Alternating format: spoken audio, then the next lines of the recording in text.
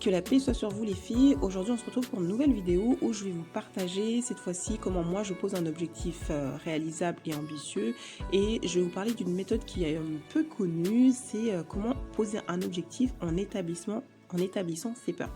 Du coup c'est parti. La méthode SMART, je pense que vous la connaissez, c'est une méthode qu'on parle souvent. Ça consiste à poser un objectif qui soit spécifique. C'est-à-dire que je veux un objectif qui soit clair, précis et compréhensible. Alors il faut qu'il soit mesurable en sachant que dans quelle direction vous allez, il faut qu'il soit atteignable, et là c'est j'aurai la satisfaction de pouvoir cocher cet objectif. Il est important de se dire j'ai réussi à l'atteindre. Et après le R représente le réaliste, il faut qu'il soit réaliste cet objectif.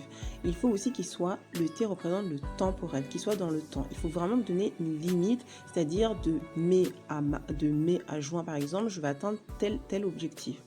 Et pour garder la motivation, on rajoute le E et le R.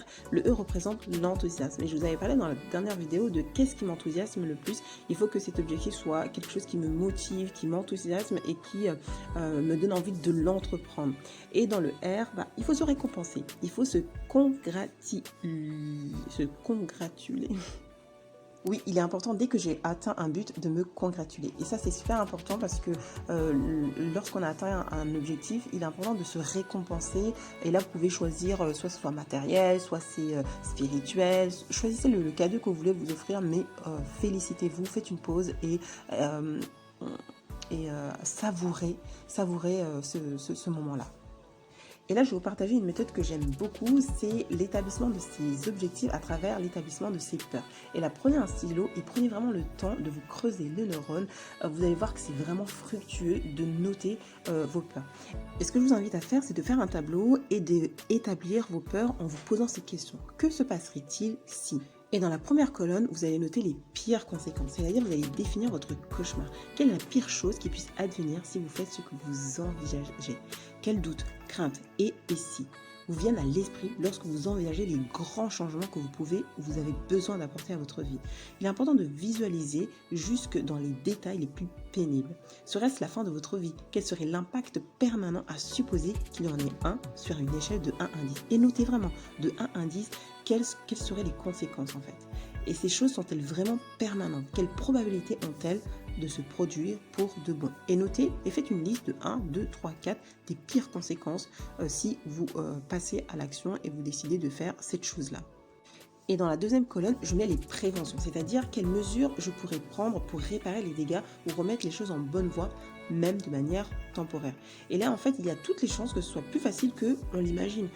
Qu'est-ce qu'on pourrait faire pour reprendre les choses en main ? Et là, je note en fait les différentes préventions et les différents dégâts qui pourraient arriver si je passe à l'action vis-à-vis d'une chose que j'ai envie d'établir.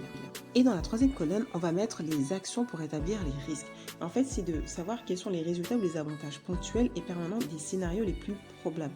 En fait, lorsqu'on a défini son cauchemar, quels sont les résultats les plus probables ou les plus positifs, intérieurs, que ce soit la confiance ou l'estime, ou extérieurs.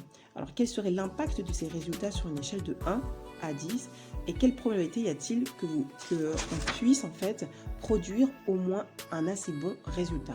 Alors, il faut savoir qu'il faut généralement prendre des modèles et là, vous allez voir que lorsqu'on prend des modèles, on peut voir que si quelqu'un l'a réalisé, ça veut dire que nous aussi, nous pouvons le réaliser.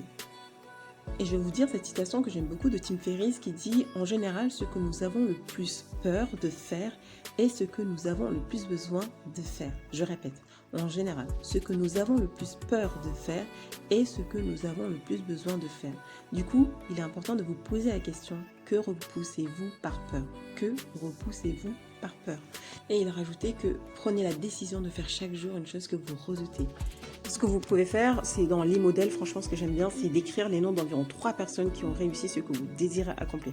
Les modèles, c'est hyper important. Et le meilleur modèle, qu'est-ce que je peux vous dire ? C'est le prophète Mohammed sallallahu alayhi wa sallam, de regarder les compagnons, les femmes des prophètes, regarder une personne actuelle qui a fait la chose que vous voulez faire et qui vous inspire, et même vous pouvez l'appeler. Si par exemple vous décidez de reprendre des études, appelez une personne qui a repris ses études et posez-lui les questions. Comme ça, vous pouvez voir que ce que vous voulez faire peut être atteignable, Inch'Allah.